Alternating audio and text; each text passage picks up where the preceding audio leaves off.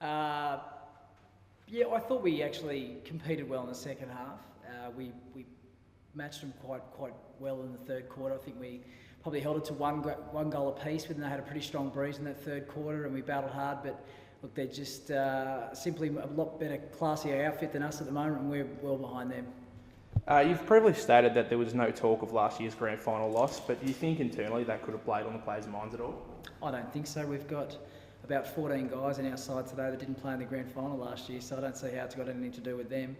The ones that played in last year's grand final I actually thought played quite well today, so I don't think that's got anything to do with it. Who did you assess as your best players for today? I thought Jeremiah Perkins played quite well down back. Looking at the start of the year, I would have said Jeremiah probably would have struggled to play senior footy this year, and he got an opportunity about 3 or 4 weeks ago, and he's played quite well. And he was playing on a couple of guys that are a lot taller than him today and competed quite well. And he's pretty much cemented his spot in the side, and that comes through with effort. You know, he's battling and he doesn't like to lose his individual contests, and that's all we can ask.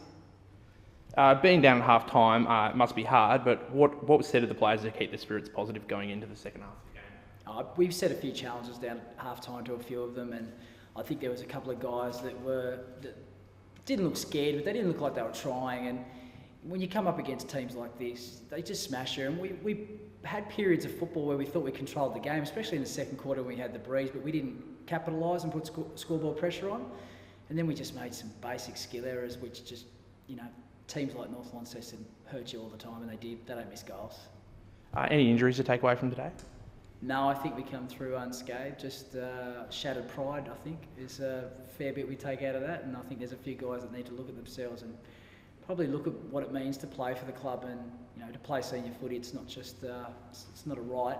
It's a privilege, and I think a few of them have gone away from that. Being 2 and 4 now, after playing every club, do you think this is an accurate representation of where the club sits?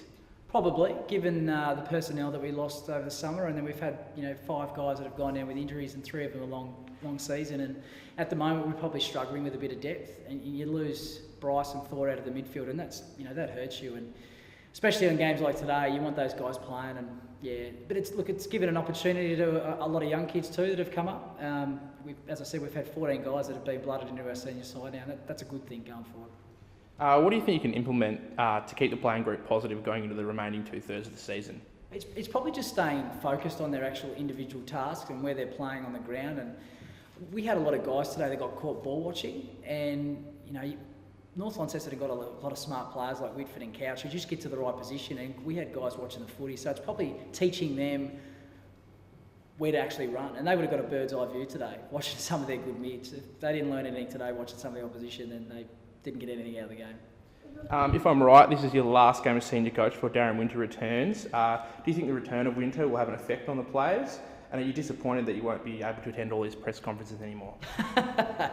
Well, if we lose by 100 points again in the future and I don't have to do it, it's probably a good thing, because it's never nice coming in here after getting a walloping, that's for sure. Will he have an impact on the boys? I think so. Darren's been coaching the club for a long time, and he's got a pretty close relationship with a lot of them. And Windy's certainly got an aura about him that puts a bit of fear into some of the players. And I think having him back in the role that he should be in will be a good thing.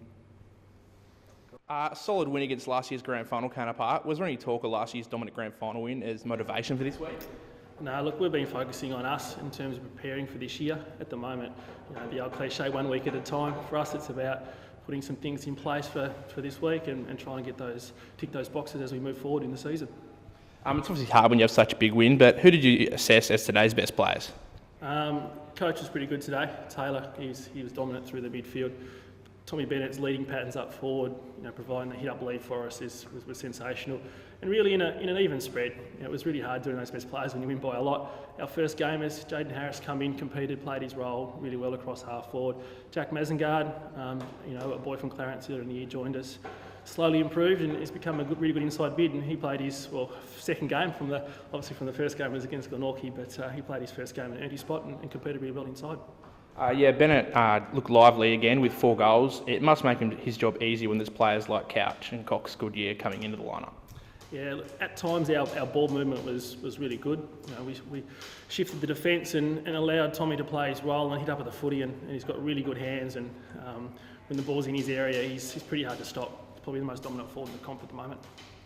It's always good to get a win coming off the bye. Do you think it's a positive to give players the rest, or do you think it could put them on sort of out of routine a bit?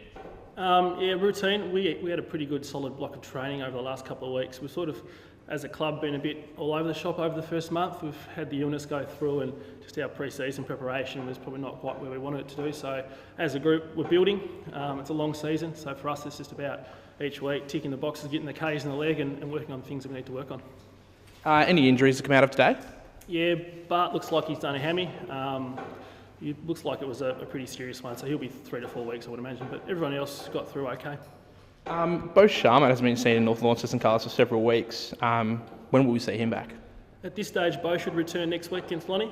We've probably been a bit conservative with him, given he's a bit older. He had a calf injury, just a training, so he's not far away. We would think this week would be the go. He was touch and go this week, but we thought the extra week on the track, get a few more miles in the legs, should see him right for next week against Lonnie.